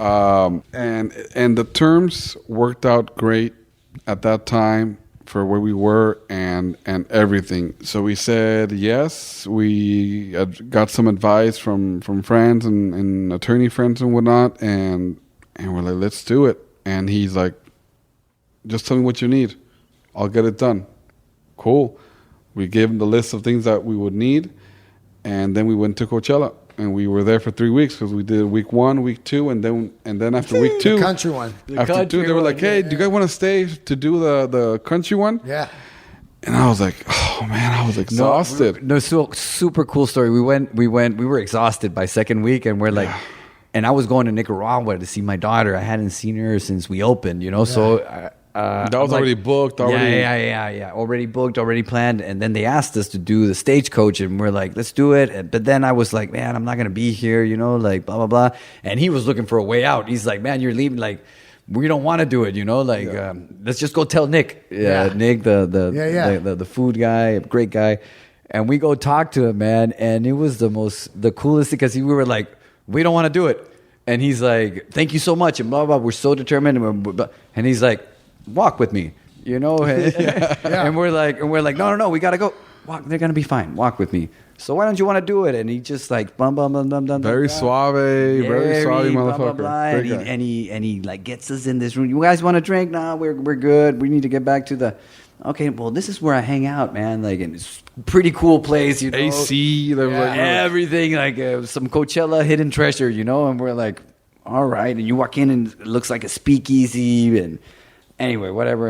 And he's like, wee, wah, like, so you don't want to do it because of this, that, and that. So basically, what the reason is that? Well, we can't. Like, it's hard to find workers. Like these guys that are here, they can't stay for a third week. Yes, they can. And he's like, they'll stay. Yeah. And they'll stay. And we're like, and we looked at each other. They already said no. Like, you know, we don't have any staff. So do you guys just have a staffing problem? That's it. And we're like, yeah, you guys will figure it out. Yeah. And we're like, no, we're not. Like it's next weekend. Like no one. He's like, you'll be fine. You'll figure it out. You'll be fine. Yeah. And we're like, we just looked at each other and we're like, he's one of us, man. You know, like he's one of those go-getters. So it just hit our ego and like, all right, motherfucker, we'll do it. Okay, we'll be here. We'll do it. We'll do it. Yeah, you'll be and fine. we walked out of that meeting like it was a long walk. Yeah, we were like, just looking at each other. This motherfucker got us, man. That's hilarious. That was a good one. Yeah. Anyway, so all you know, There's downtown, and how fast does it take off? Immediately. I mean, it's still. I still think that store hasn't hit its full potential. Yeah. But it's definitely like 2 or 3% away, you know, like from getting there. Obviously, this pandemia was a shocker for everybody, but we've been able to roll with the punches and adapt, even open 2 stores in the middle of the pandemia. So how do you guys, when you're booming downtown, and then you go, okay, let's open Westwood, and then Beverly. Once you open that one place, right, obviously you learn a whole lot of things. Of course. And then a whole lot of people start to take notice. Right. You know, and by then we already become friendly with a lot of restaurateurs, a lot of chefs. Different investors and stuff? Everything. Everything. You know, like Gotcha. offers start to come in. Yeah. Emails, and real Victor estate brokers, like, hey, I have this perfect location for you guys. I was always very defensive, you know, like I was always like, hey man, like we don't want to listen to those fools. And Victor was always like, no, we do. Yeah. Let's listen to what they got to say. We don't have to say yes to anything, you know. Of course, take all and meetings. that approach was like, let's do it, you know, like so we started taking all type of advice, all type of people wanted to tell us how to do it, when to do it, what's the right way to do it, what's the wrong way. You guys should do this. And you we guys would should do only. I took his approach. You know, listen. Yeah. Don't say anything. Don't commit. Don't commit to anything. You know, just listen and like he said, it's just been a world of people that approach. Yeah. You know, that approach and have something to say. Oh, it's very delicious and it's magnificent. To oh, you should do this with the mushroom, or you should try this processed meat and put it as a vegan option. You know, processed vegetarian meat is great, man. Me and my girl have it all the time. Full of sodium. You'll love it. Let me ask you. So when you opened the first one, at how quick do you realize, shit, let's open another one, you know, and another one? Because you're starting to work Beverly when the pandemic hits. We open Beverly April 1st. Yeah, that's got to be scary as shit. I go, that's not going to happen. Scariest shit I've ever done in my life, man. Yeah, for sure. It was like, because we had no information of what the fuck was going on, you know? So like, I thought that if we kept open, all of our employees were going to die. You know? And then the riots hit. Yeah. Oh, man, that was even. And then the riots. We were inside the store of Beverly when they were walking down Beverly, and some fool was like tag the place, and some other guy wanted to tag, and he was like, hey, los tacos no, jefe, you know, and boom. And so the store was impeccable. The one in downtown LA as well, like. Downtown, they didn't hit it, huh? They're hitting everybody else. Oh, man, the LA community. They trashed the Starbucks next to us. Oh, my God. They trashed it with our sign, man, our we're open sign. They threw that thing to a window. We saw it in a video. Yeah. I mean, you got to look at the fucking hurdles that you guys were dealt from the first parking lot greedy landlord to the health department cutting down Koreatown to then opening downtown, and then the start the pandemic of Beverly, you know, and then the riots. Every bad card you could get, and then we were even talking about pandemic, everything shut down. Oh man, that's been so bad delivery people and systems on that, Postmates and all those type of companies. Yeah, It's all of a just- sudden we have to partner up with a third party, something that's not part of our concept. Right. We never even thought of it, you know? They're dropping the tacos off 2 hours later. They're all fucking wrong. All that has been definitely a challenge. A challenge of Now itself. you just opened in Burbank. Yep. I was thinking the freedom of this. There's just parking. Yeah. and a lot of these things like they were kind of already aligned Right. before March 13 when everything went to shit really, really bad. So you already had plans to open 5 of them.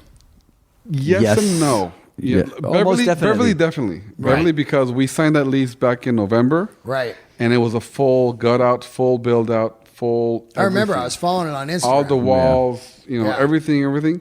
So we knew we were going to be ready by March, April.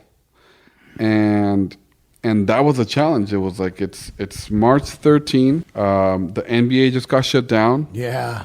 Tom Hanks has COVID, Yeah. coronavirus, not even COVID, and we have a brand new, beautiful store ready to open. And it's like, what do you do? What's the right thing to do? I remember I said no. I was like, no, Victor, we can't do this, man. We're like, we can't. And him with his calm demeanor and like he had a worried face for sure. He was just as worried I'm always as me. worried. Of course. But All your money is in this shop that might not open. No. He said something to me and it got to me. And he's like, brother, listen to me. Like, we have to open, and he said something to me that up to this day, I'm like, I'm never like putting myself in a situation where he would say something to me like this. 'Cause it got my ego, and he's like, if you don't want to be part of it, you can stay home if you're scared. And I'm like, and I took that, and I'm like, okay. And I'm like, I ain't scared of this shit, man. Like, no way I'm going to be scared of that. I've always been the other guy, but the information and the resources were so not there for me.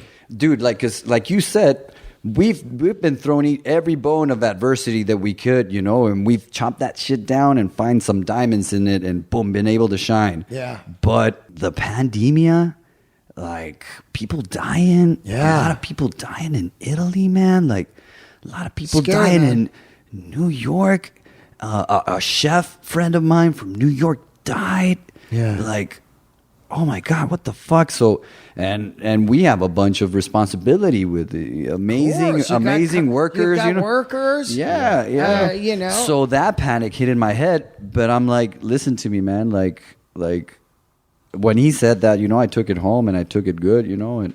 And it wasn't like a if you're too chicken, stay home. No, it wasn't like that. It wasn't like that at all. No. But, It was like, he was determined, to let's like just work. he had just a different mentality that I was like with those words. I immediately engaged. It wasn't like oh, I'm gonna think about it. It's just like he said it to me, and I'm like, hey man, first of all, like if something were ever to happen and it happened and not, like. I'm in this with you, brother, and I've never been the guy that says like, oh, hold on, but in this specific moment. He's always the yes man and I'm always the maybe. Yeah. And in this case, you I can was tell like, he's always like, let's do it. But then the COVID came around. He's like, I don't know. no, dog, this shit, like, I don't. People are dying. But for me, it was like other people, like all of a sudden I have to worry about ladies, about other dudes, and. Let me ask you It's some just questions challenging. before we Go. get out. Yeah. Please. Sorry, we can talk a storm. I know. No, not at all, man. This is great. Yeah. First question. No chips. Why? I'm just wondering. It's just a question. We got tostadas, homie. Back home, we didn't grow up really eating. Tijuana, no chips? Not at taquerias. Right. At a Senaduría, at a sit-down Mexican restaurant all day. All day. But not at Taqueria. Tacos al Frank, not El Hipódromo, La Manzana, whatever they know. Taconazo. I don't think any of them have chips. None of them have it. No. So we wanted to steer away from Right. those kind of Okay. things. Extra work. Next question. No burritos. But we got perrones, homie. Yeah, no burritos, same thing. We feel that burritos are more an American thing. A San Francisco thing. A San Francisco thing. Why not? You know, than that. Like I relate burritos to Roberto's, Lolitas, Los Panchos, to those taco shops in Chula Vista, San Diego, more than even to back home. Back home, I know very few places. Back home, burritos are burritos, homie. Like, Back home, like burritos are small. I'm just asking the question. No, yeah. You know, because I get they're it. 6 inches over here. They're like 12 inches. Pure to Tijuana. I understand. Trying to stay as close as possible to what is served, and they don't have burritos at the taquerias that we eat at. Mm-hmm. The company's growing, and you need the right people to grow with, you know. And we're in a position right now where we have to make the best decisions because they could be a predicament down the line, you know. And that's really it. Like, do we want to open more stores? I can speak for both of us that we want to be in Arizona sometime next year, you know, that we want to be somewhere, San Francisco sometime next year, you know. That's a tough market. Oh, I don't know. There ain't no competition for the best taquero in the world, homie. Oh, shit. I love it. I'll park right in front of El Farolito and take... No, I'm kidding. What about the look? Was it In-N-Out inspired? Honestly, the concept was very much developed by Victor, and he had this vision, and I think a big part of the look is just, again, Tijuana, back home, simplicity. How it works kind of in some situations is back home a family wants to open a little taco shop or whatever, and they do it themselves. Right. They put up the bricks. They just build their own grill. There's no limitations or permits that really they draft. Now they are, but back in the day, they just did it, right? Yeah. And they would rent the land for a few dollars and pesos, and that was it. And they would start the tacos, and Coca-Cola would come in and be like, "Oh, sell and boom, and we'll paint you sell Coca-Cola, we'll paint, you know." So they would paint it red and white. Gotcha. Put the Coca-Cola logos. Like Coca-Cola. Hey, what's your place called? Oh, my place is called Tacos El Amigo. Okay. They would get up there and they would paint signage for them, and the Coca-Cola logo right next to the name. Yeah. But you can only sell Coca-Cola products. No Pepsi. Sure. Yeah, no Pepsi. Okay, no problem. No Pepsi. Yeah. So it's like, oh, no problem. So then that became, and for like liquor stores, abarroteras. Yeah. You would see that all over the place. It would be the Tecate or Corona, Modelo. And it would all be like blue and I see that all the time. Yeah. The whenever I'm in Mexico, it'll be like one Pacifico everywhere. Yeah. And that's all they have. Yeah. Bring out the bucket of Pacifico. And one's owned by Cuauhtemoc, and the other's owned by Heineken, I think. Tecate. Right. Heineken was just bought Tecate, I think. And they also provide the beer companies. They give you money too. Yeah, exactly. They give you, and a friend of mine has bars, and like Tecate will be in here like, hey, here's here's $20,000 in cash. Yeah. And you can only sell us for 10 years or whatever, and we'll put the fridge. We'll do it all. Oh yeah. So that kind of determined a lot of the aesthetics in businesses in Mexico. That's cool. Yeah. So it was an easy decision for us to be like, oh, we want white, we want red. Yeah, we want to be think about school. Target. Yeah, Target. What color is their logo? Chick-fil-A. Vaughn's. Yeah, red and white. Ralph's. Yeah. I don't know. The list goes on. Everything is In-N-Out. Chick-fil-A. In-N-Out. Yeah. Chick-fil-A. McDonald's even. He's got a more My yellow. restaurants would be green, the color of money. I love green. I'm like a green guy. Yeah. Surprisingly, there's a study there where colors do bring out your appetite. Of course, yeah. Okay, last question. Yeah. About 2 years ago, I discovered Topo Chico while I was in Texas. Mm-hmm. I drink Me too. only Topo Chico now. But at the time, it was only in Texas and some other states. Then Coca-Cola bought them, and it slowly started to be... one day I was in 7-Eleven. Holy shit, Topo Chico in 7-Eleven. It's taken a while, but it's all over. It could be the best water on the planet. Is that where you found it? We found it in Texas. I went to Texas. Yeah. I would say for the first time in my life, we got invited to do an event for Eater Yeah. in Austin, Texas, over what is it called? South by Southwest. South by Southwest. Yes, Yeah. yes. Right. It's cool that you've intertwined with these great music events too. It's you know? crazy, yeah. Crazy, But you don't play music at your restaurants, right? Yeah, you do? playing. Yeah, Well, sometimes the music's off. You know, I don't notice because of the pandemic. You know what I mean? I'm like outside on a corner. Yeah. But normally, when everyone's in there, there's music being played and all that Yeah, we got stuff. some. So you're at South by Southwest. Somebody hand you one? And that was the first time I had seen it before here and there, very lightly, but there it was very, very, It's everywhere. very present. Yeah, it's you know. everywhere. And we went to a market and we bought some. we bought a 6-pack of it, and We loved it. we loved it. We just looked at it, and The Mexico. logo is- I don't know how old it is, that company, but I I don't don't know remember either. seeing it growing up. No, I didn't see it. 'cause Ever. Matter of fact, they've got an anniversary logo out right now.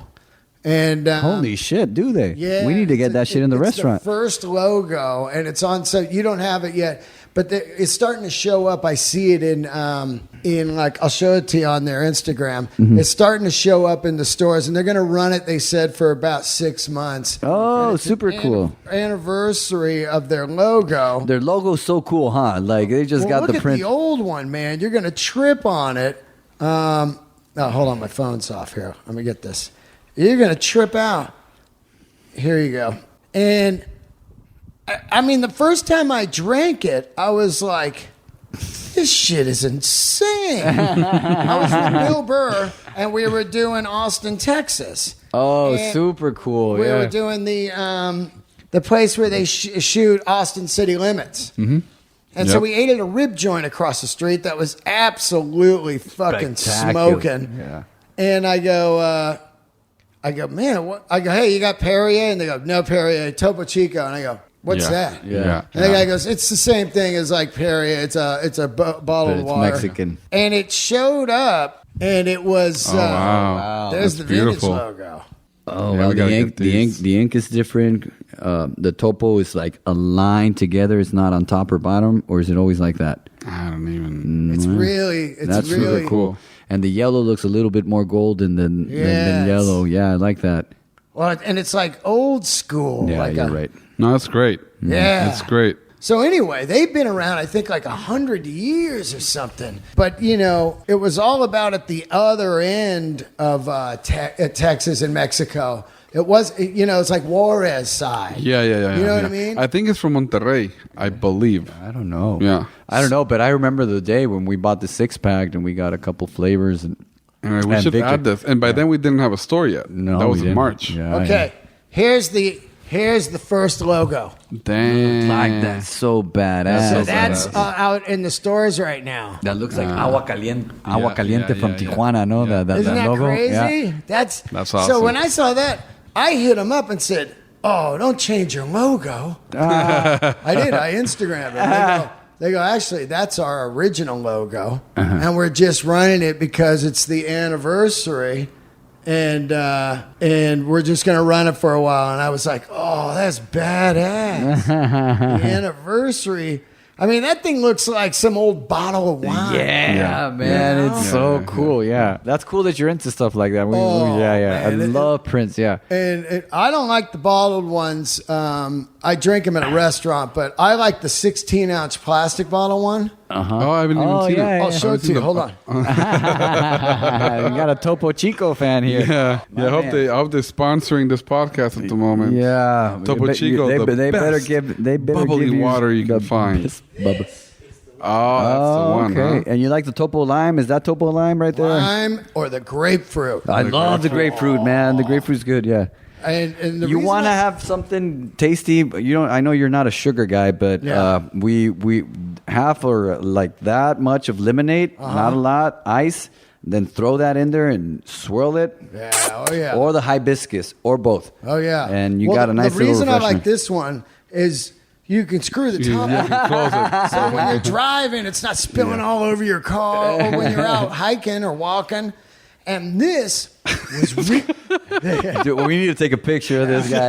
this was really hard to find. Dude. And this showed up at 7-Eleven one day, and I was right here on the corner, and I was like, "What the fuck? Look at this bottle." There we go. We got a nice little picture. Dean Del Rey promoting. You better get some money from these we gotta fools, get you a man. paycheck from these guys. I hit those fuckers up because they sent my buddy Marcus King a refrigerator. What the fuck? Yeah, these cool refrigerators they have for like you know. They like, sent us like a bottle opener and a keychain. That was it. right? And you guys fucking should have this fridge. They're on my menu. It looks like something from a bar, and it has the logo on it. Hey, we need to get a fridge of those motherfuckers, man. Like, And then my buddy's Jam. If we get one, we have to give it to. You know, Jam Oh, in you're the getting a van? fridge. we have to yeah. give it to. Huh? Jam in the Van, you know that? Jam in the van. There are guys that have a van and bands play in it, and they film them. It's incredible. No way. They got a fucking full setup too. Let me show it to you. This is so funny. Topo Chico's got a truck now. Yeah, they do. We see them at events. They love us, man. We've been very lucky, and we've They been don't next love to you them. enough to give you the fridge. Not that much. No. Not But that we're much. getting there. We're getting there. Yeah. I hit them up for a fridge. I go, come on, man. All these people that come to do my podcast. We'll get you a fridge, You can man. have the fridge. There's the top of the fridge. See it? Oh, that's so cool. Yep. Yeah. And it's like tall and slim, and Marcus King and I, who's one of the greatest guitar players on the planet right now. You'll love it. I'll turn you on to him. Yeah, please. We both love this, and sometimes I'm backstage, and Marcus will have like one left, and I'll know not to grab it because it's Of his course, gig. yeah. It's on his rider. But Yeah. really, I'm like, God damn, I need another Topo Chico. And I got a Topo Chico shirt I wear on stage, and people go The Topocas and Tacos or Topos and People go Tacos? crazy, the Topo Chico shirt. They're like, where'd you get that shirt? You know? We need to get him some merch. Yeah, we got to Dude, suit look this at guy the up. shirts at red. Oh, that's a really good, good That's image. good. I want to congratulate you.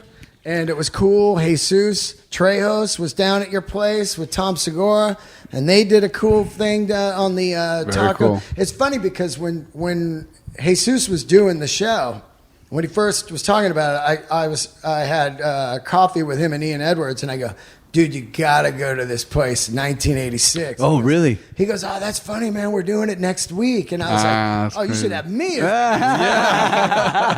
And he goes, oh, we already got somebody. I go, all right, well, if you do San Francisco, you got to have me on there. Yeah. Fuck yeah, he does, man. But, Does a great job too, man. Great worker. Great, very supportive. We actually had one of the most amazing talks.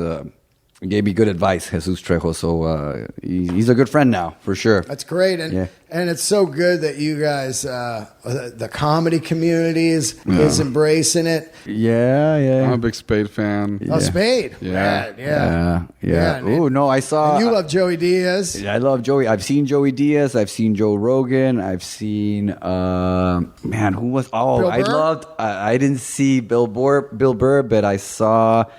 Tommy Lee. Tommy Lee was funny. Bobby Lee. Yeah. Lee. Yeah, Tommy he was. Lee's a Bobby Lee. Bobby yeah. Lee was so I saw funny. Spade about a man. year He was- ago, Yeah. and I think Bobby Lee was one of the openers. He for said something Spade. like, Right. he said, the joke that I would never forget. He's like, man, people always ask me, man, when's your next series of the Grey's Anatomy show coming Oh, up? yeah, that one, And yeah. he's like, Yeah. dude, that's a chick. He goes, I love the joke. He goes, they always confuse me for other Asian actors. Yeah. Dude, I love you on set. And he goes, that's a woman.